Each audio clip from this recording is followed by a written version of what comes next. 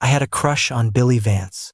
I followed him everywhere, from the classroom to the athletic field, from senior year all the way to college. Then, to get away from me, he applied to study abroad. The price of that one-way ticket was what my mom earned in a year working her stall at the farmer's market. I couldn't follow him anymore, so I stopped. That day, I stood outside the airport all afternoon, watching the planes trace white lines across the sky until they disappeared. I thought that was the end of it.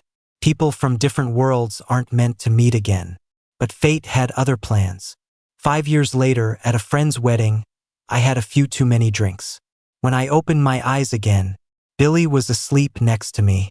It was just after 4 in the morning. The pale glow of the streetlights filtered through a gap in the curtains, falling across the large bed. The first thing I noticed when I woke up was a strange, cool scent. An arm was draped over my waist, its owner's body heat searing. Billy was shirtless, his collarbone and chest marked with several red scratch marks. The noise woke him. He propped himself up, his voice raspy. "It's still early. Go back to sleep."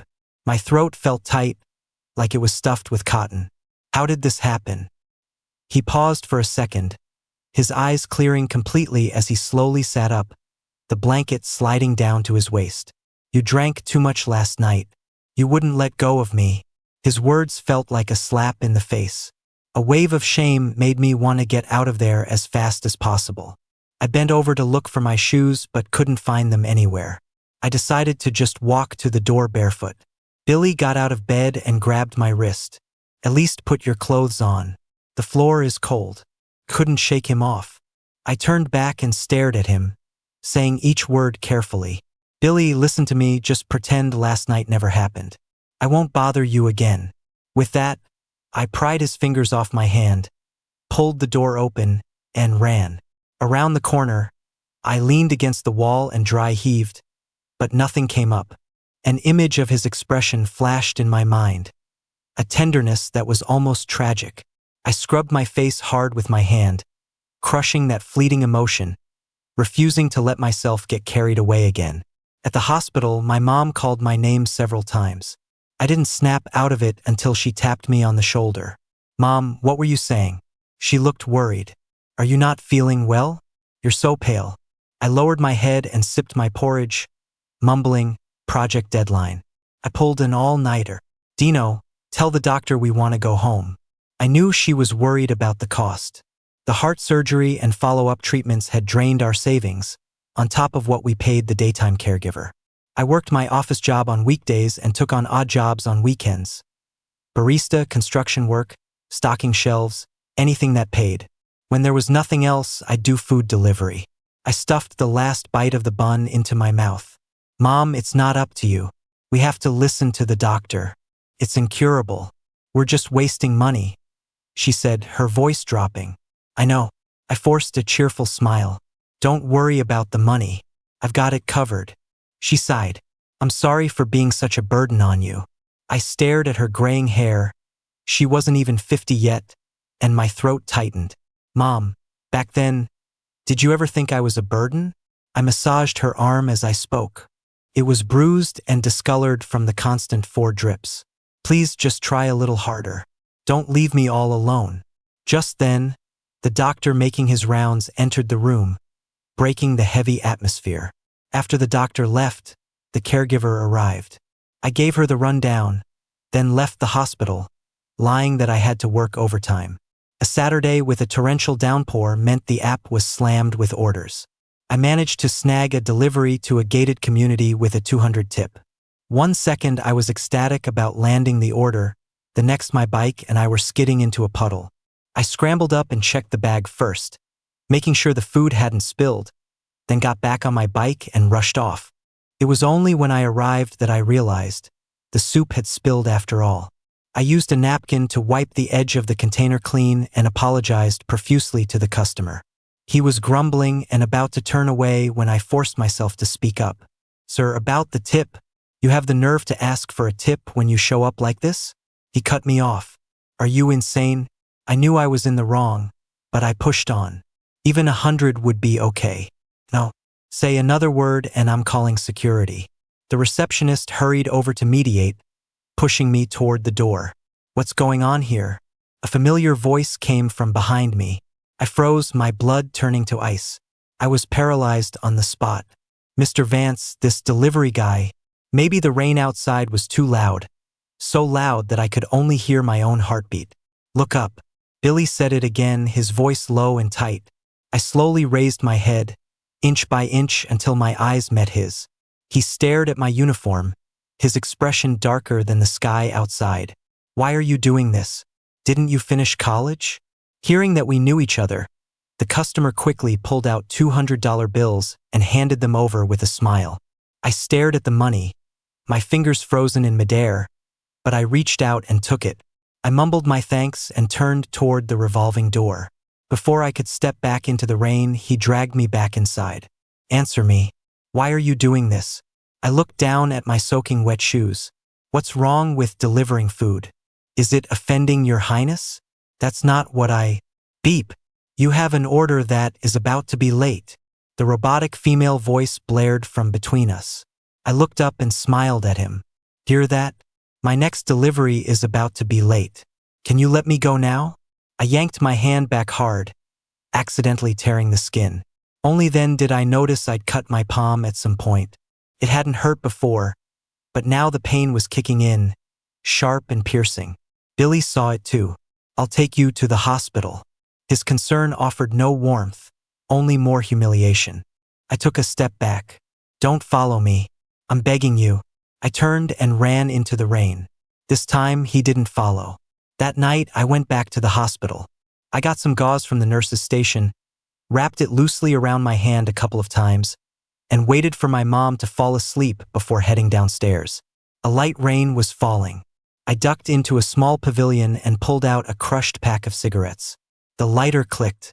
I cupped my hand around the flame and took a drag. The acrid smoke hit the back of my throat, and I choked, nearly bursting into tears. Billy and I weren't in the same class. Our paths never should have crossed. One night after my part-time job, 4 or 5 guys cornered me in a dark alley. They wanted to teach me a lesson just because a girl they liked had talked to me a few too many times.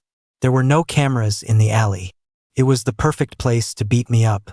I don't look for trouble, but I don't run from it either. When they hit me, I hit back, but I was outnumbered and quickly ran out of steam. I couldn't win and I couldn't escape. Someone kicked me, and I fell into a puddle. Just as I was about to cover my head and brace for the worst, someone at the end of the alley shouted, "Cops are here." The voice wasn't loud, but it was enough to spook them. The guys beating me up vanished. The person was holding an umbrella, dressed in a white tracksuit that seemed completely out of place. He held out a hand to me. "Can you get up?" My stubbornness kicked in. I tried to use the wall to pull myself up, but my foot slipped, and I plopped right back into the water with a splash. He laughed. The streetlight reflected in his eyes, making them shine so brightly it was dazzling. I started asking around school about his schedule. I'd get to the basketball court early to save him a spot, wait for him at the cafeteria line, and I even knew which days he went to the library. Because he let me, getting closer started to feel justified. Later, I found out he could draw, and I shamelessly begged him to draw a picture of me. The light from the window illuminated the boy holding the pencil, and the boy's gaze was on me. The moment he looked at me, it felt like a feather brushing against my heart, an unexpected, ticklish sensation. Unfortunately, he had to leave for something urgent, and the drawing was never finished. My pride kept me from ever telling him about my family situation. I told him I probably wouldn't go to college after high school. He didn't ask why. He just said, "Do you want to go to the same university as me?" He said that with a college degree and a good job, I could give my family a better life. And he didn't just say it. He started supervising my studies, creating study plans for me, and helping me analyze my mistakes. I was slowly getting better, and while some people were happy for me, others were jealous. Someone said I was just Billy's lackey, that I was only sticking to him because his family was rich. I got into a fight with the guy. It blew up, and we were both publicly reprimanded by the whole school. That night, walking back to the dorms with Billy, his silence terrified me. My own teenage pride made it impossible for me to explain, but I was also terrified he'd think I was that kind of person, just like everyone else. We reached the dorm building before he finally turned around. I know you're not. He paused, his voice softening. What I'm mad about is that you fought him, especially at school. Aren't you worried it will affect your college applications? I saw that his expression was a mix of reprimand and concern. That night, a seed was planted in my heart for Billy. It sprouted in secret, its roots tangling through my bones and blood, growing wildly into a forest. Later, I got into the same university as Billy. The campus was ridiculously huge, but I still ran over to his classroom 3 times a day. His classmates would tease him, "Your little boyfriend is here to see you again." He never denied it, which I took as a silent confirmation, and I grew bolder. One day, I carefully folded a thin piece of paper, tucked it into a book I was returning to him, and waited for his reply. But the reply never came. Instead, what I got was Billy's distance. The campus was huge. Trying to find someone who was deliberately avoiding you was truly difficult. Finally, one day, I cornered him on his way from class. "Billy, why didn't you reply to my letter?" "What reply? The one in the book, you didn't see it?" "I saw it." His tone was so flat that the certainty I'd always felt began to waver. "So you like me too, right?" He looked up at me, his gaze resting on my face for a few short seconds that felt like a century. The silence stretched on, long enough to make my heart pound, before he finally spoke. "Never." When I heard that word, the light in my eyes died. My throat tightened until I couldn't breathe. "Never?" My voice trembled with a nasal tone, on the verge of tears. "Then why were you so nice to me?" He looked away. "I'm nice to everyone. Does that mean I have to like all of them?" I couldn't bear to hear any more. I shoved him against the wall and lunged forward. A teenager's first kiss happened just like that, without any of the sweetness I'd imagined. Only a bitter and cruel taste mixed with blood. The story of what happened spread through campus like wildfire. My academic advisor called me into his office. "Who do you think you are? What gives you the right to throw away your future for a childish drama?" I was unrepentant. I looked for Billy everywhere, but he was gone.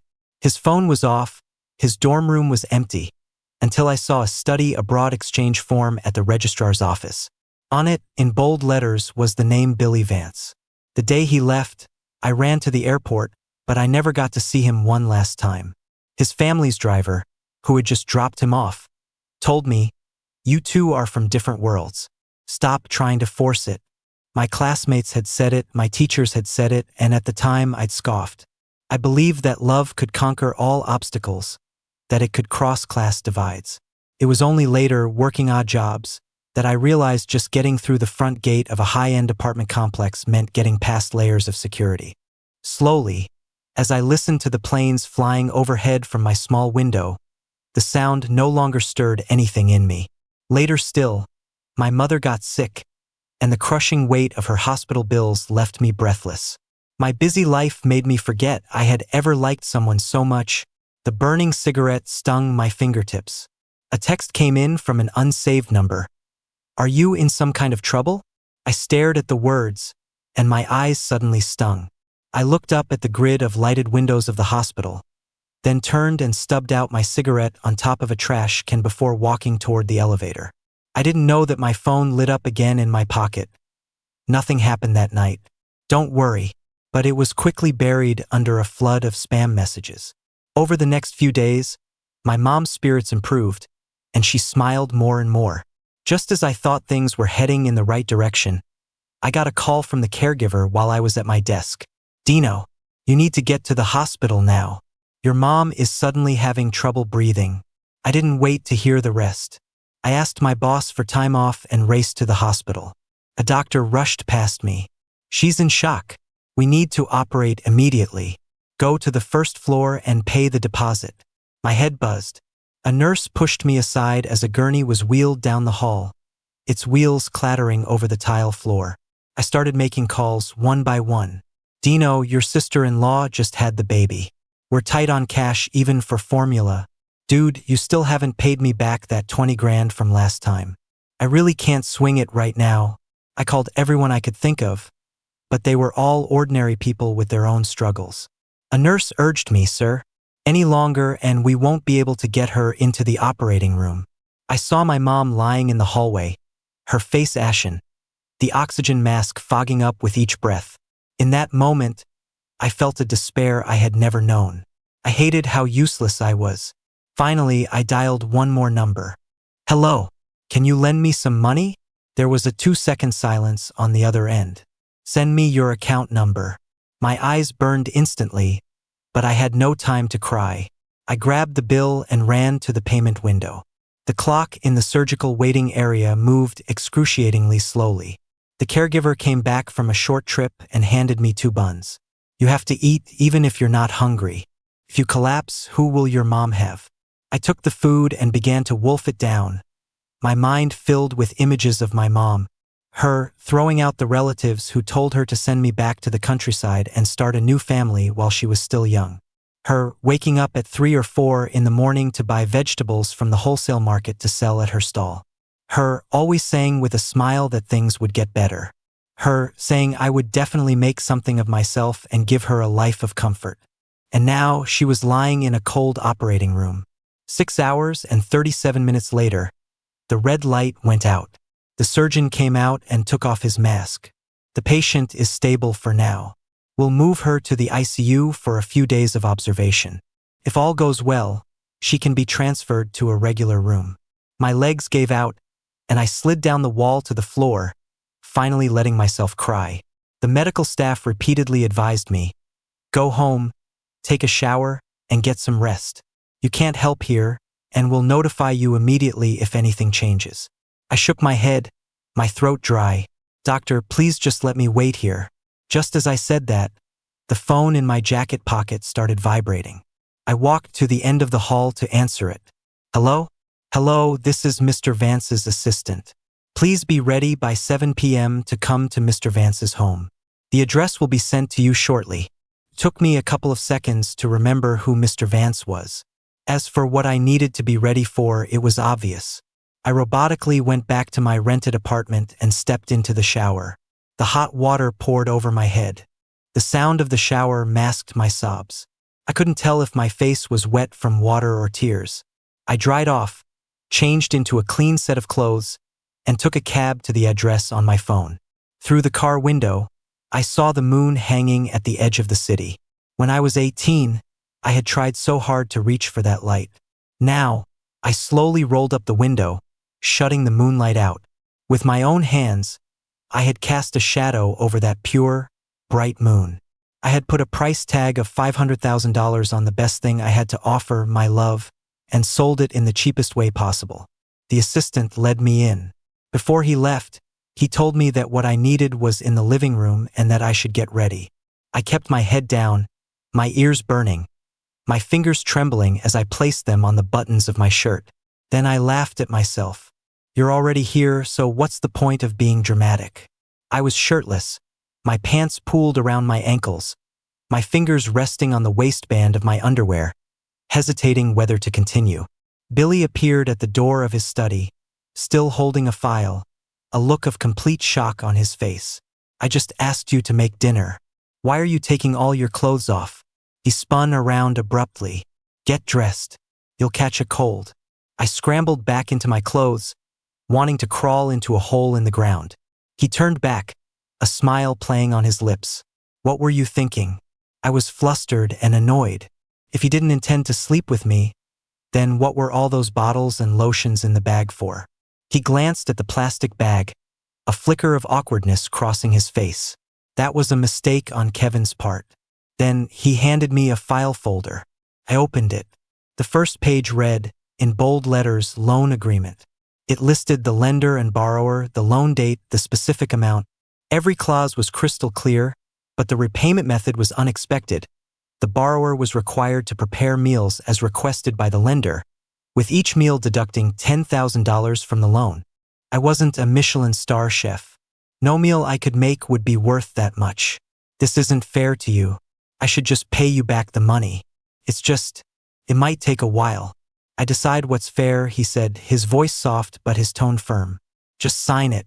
I knew Billy didn't need a cook, but my mind was a mess. I couldn't think straight. I just wanted to get it over with and go back to the hospital. Billy filed the document away professionally and led me to the kitchen. I thought he'd ask me to make some elaborate feast, but he just wanted 2 bowls of simple noodle soup. He saw me staring blankly at the dinner table and spoke up. As soon as you finish eating, I'll take you back to the hospital. I thought that contract meant a long-term meal ticket, but after that night, I didn't hear from Billy again. At the hospital, after sleeping for 5 straight days, my mom finally woke up. The hospital informed me they were moving her to a VIP room, free of charge. She asked me, as she always did, if I was eating properly, and reminded me to be safe when I went out. I nodded, holding a cup of warm water to her lips so she could wet her dry mouth. She took a sip and then asked softly, "Has that boy come back yet?" She didn't say who, but I knew.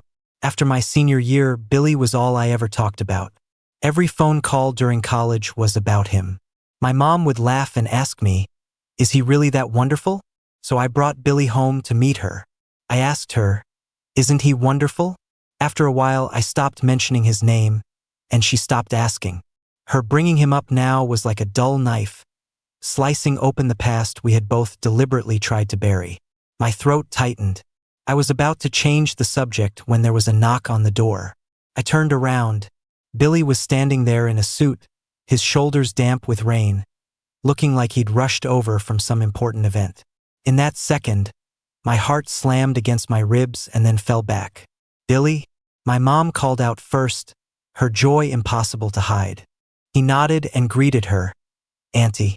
Billy stayed at the hospital all afternoon and didn't leave until it got dark. The hallway lights stretched our shadows long. He said he'd been busy recently and had just gotten back from a business trip. He added, "I've already spoken with the staff here. You don't have to worry." I nodded, my throat dry. "Billy, thank you." He looked at me for a few seconds, then sighed softly. "Anything else?" Only then did I notice his eyes were bloodshot. Having rushed from the airport, the collar of his suit was still damp. That dampness seeped directly into my heart, making my throat burn. "You should go home and get some rest." He froze for half a second, then the corners of his mouth curved up slightly. "Okay, go back and be with your mom." After that, Billy made time to come to the hospital every day. He'd chat with my mom for a bit, then leave in a hurry. My mom's waking hours grew shorter and shorter. One day, the sunlight was almost cruelly bright. She called Billy to her bedside, her thin, frail fingers grasping his hand. "I have a favor to ask. You don't have to do anything for him. Just, when he feels like he can't go on, give him a hand. That's all." Billy's eyes immediately reddened. He swallowed hard before he could choke out a reply. "Annie, I'll take good care of him." "Thank you." My mom closed her eyes, and a tear slid into her white hair. She turned to me, her voice as light as a breeze. "Dino, let me go. Your father is here to take me home." My knees buckled, and I fell to the floor beside her bed, a sob tearing from my throat. Couldn't make a sound. All I could do was press my forehead against the back of her still warm hand.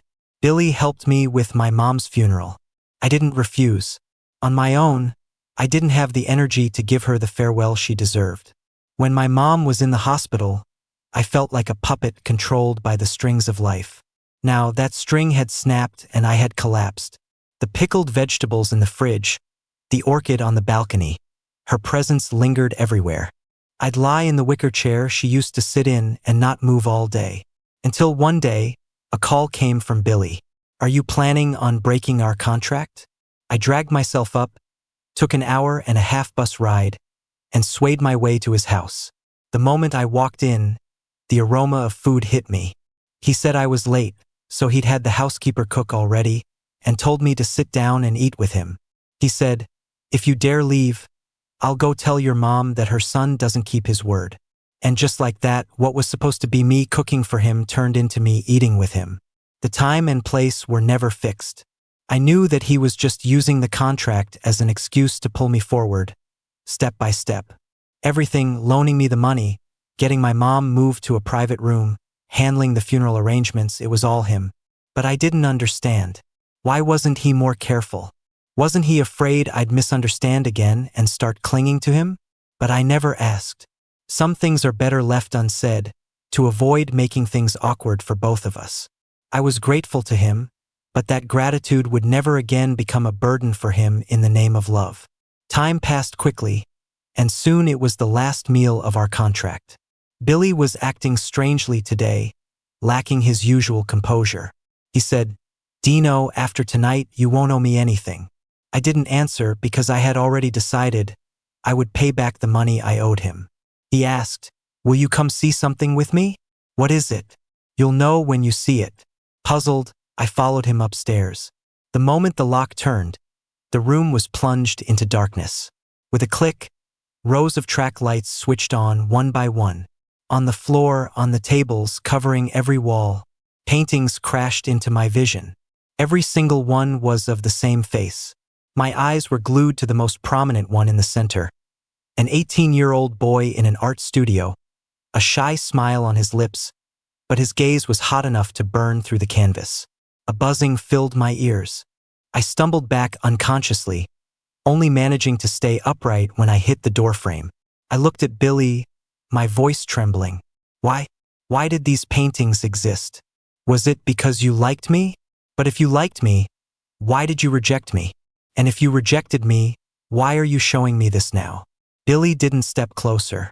He just stood there, a few feet away, like a child awaiting judgment for something he'd done wrong. "Please just let me explain." He took a deep breath, his voice strained, his eyes full of sorrow. "Do you remember that confession letter?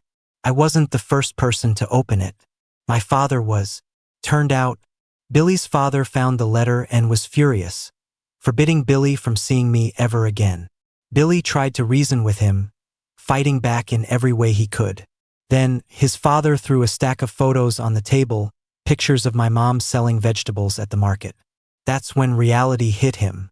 A young man has nothing but courage, and courage is useless against a powerful father. He couldn't protect me, and he couldn't protect my family. Billy finally promised to cut ties with me. He didn't dare tell me the truth.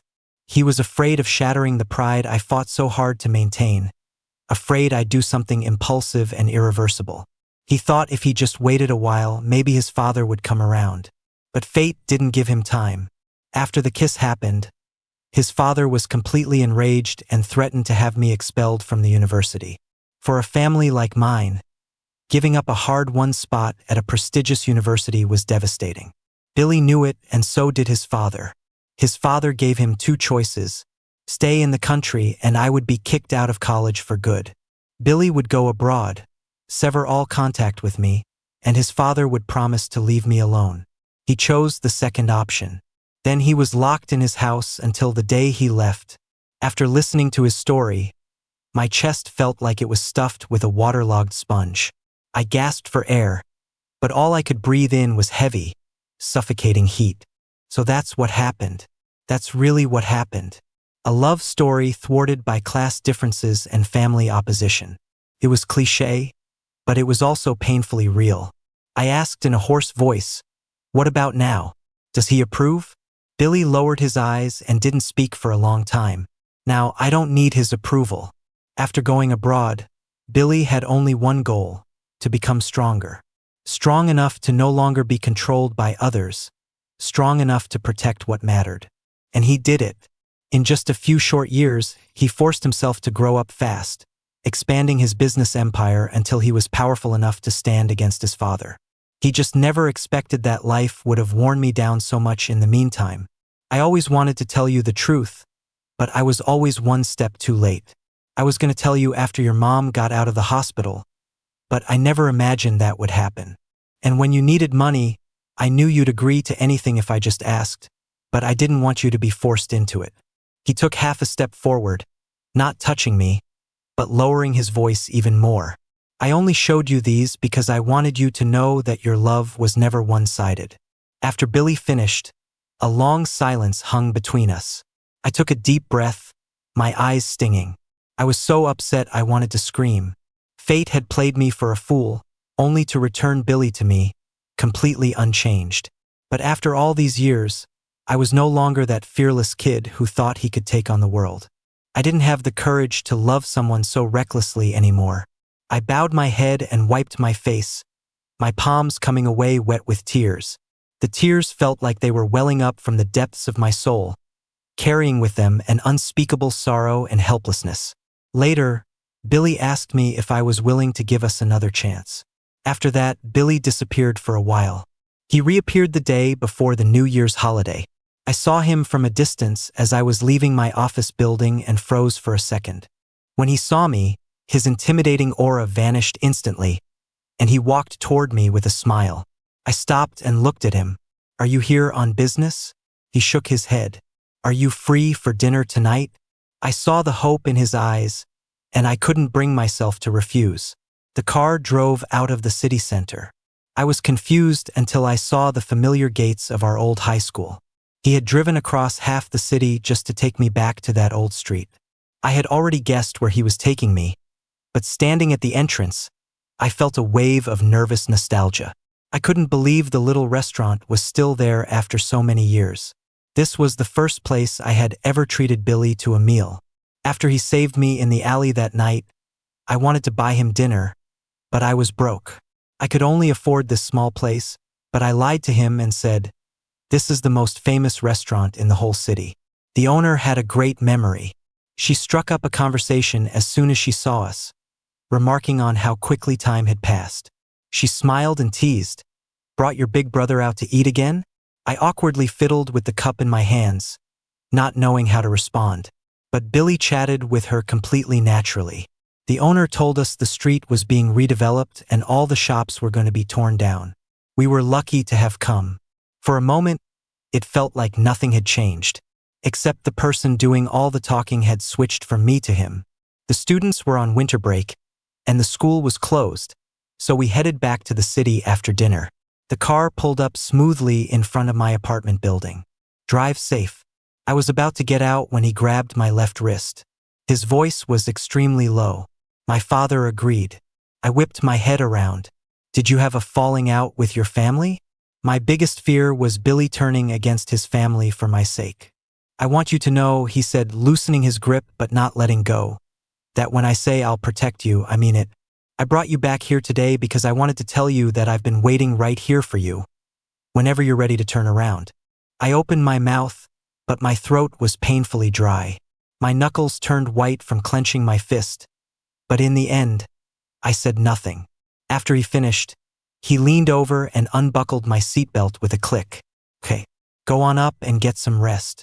That sharp sound exploded next to my ear. My back went stiff, and my breathing became chaotic.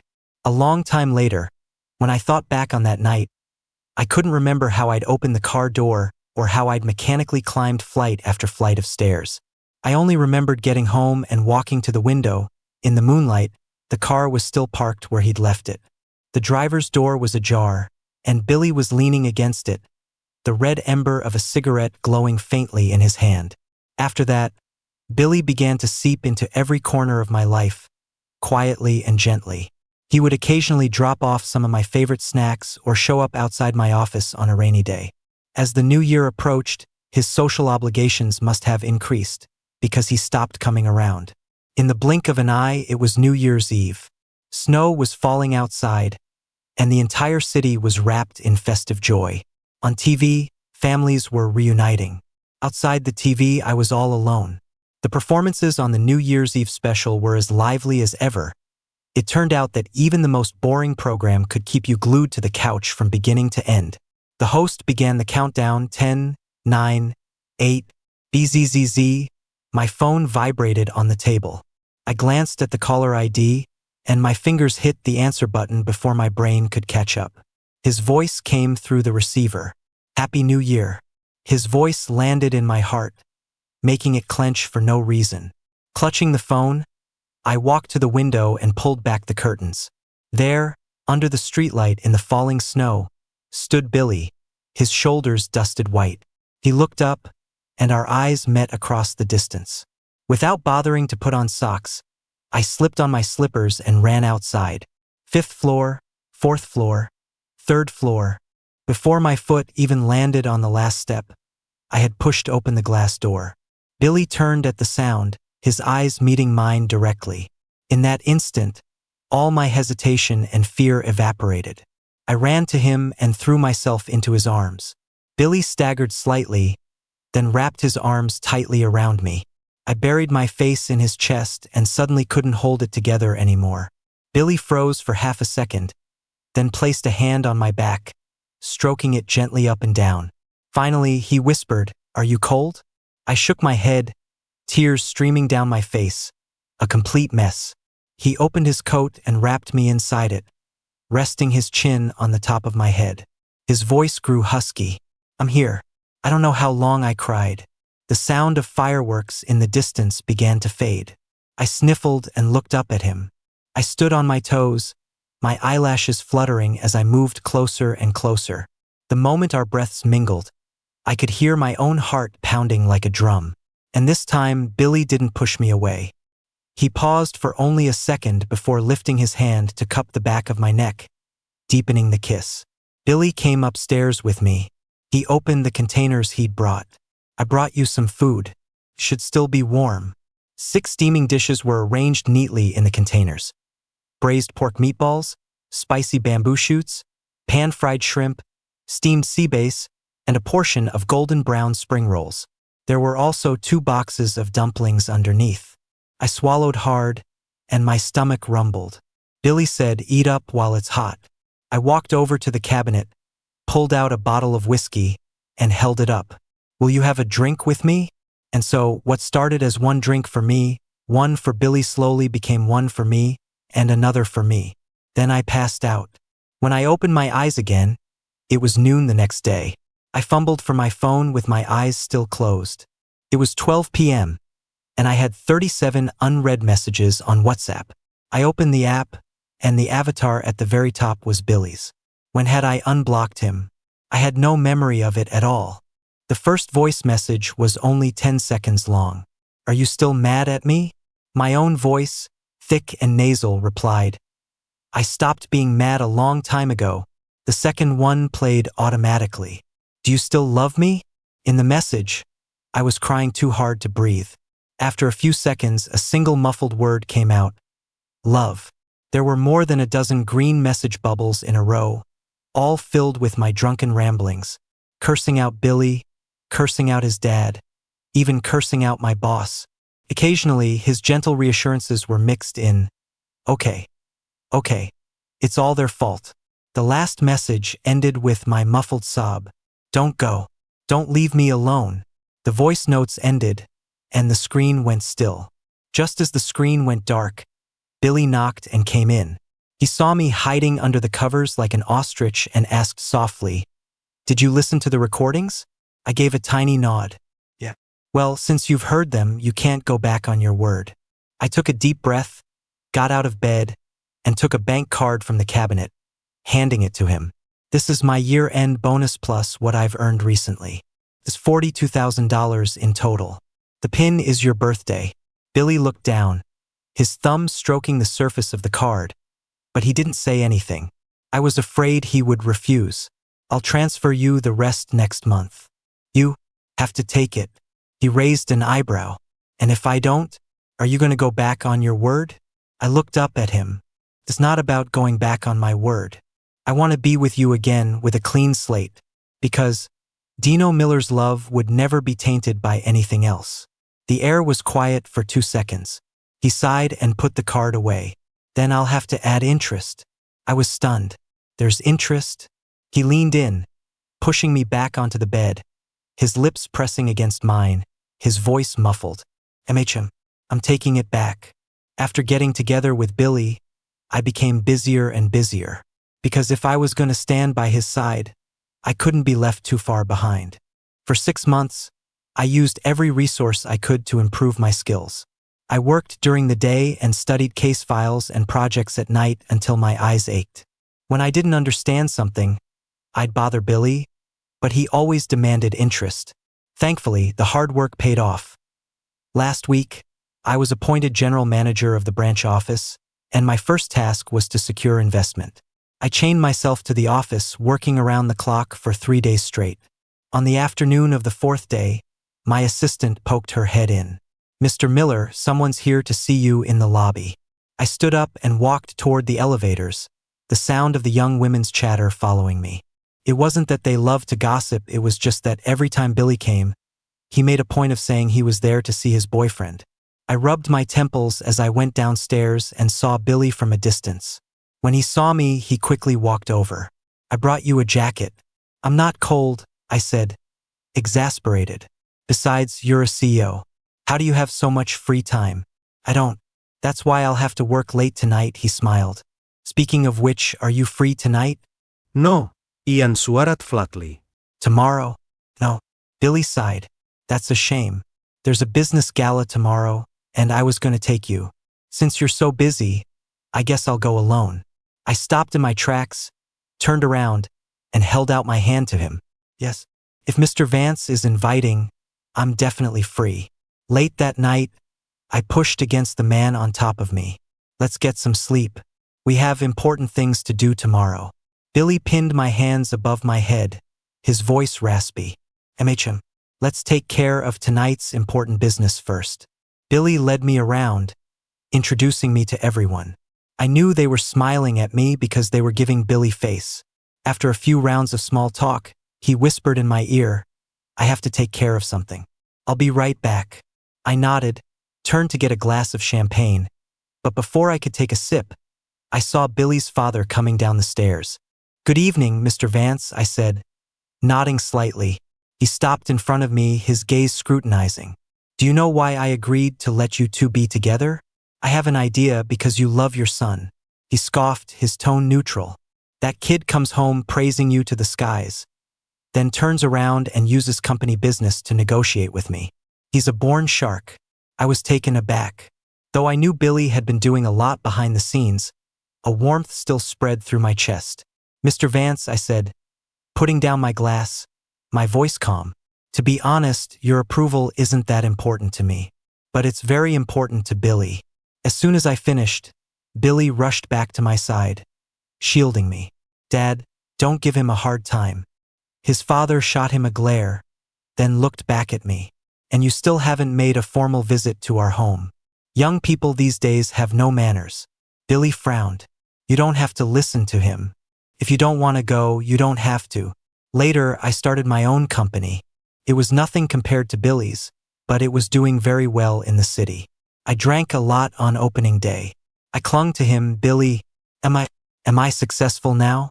Billy kissed my forehead tenderly, his thumb gently wiping the moisture from the corner of my eye. "Dino, you've always been successful. You've always been brilliant." I stood on my toes and rested my forehead against his shoulder, and suddenly, I understood. The moon that quietly climbs over the hill is a guardian, a companion for the whole journey. And the countless stars aren't just a backdrop for someone else. They are their own galaxy.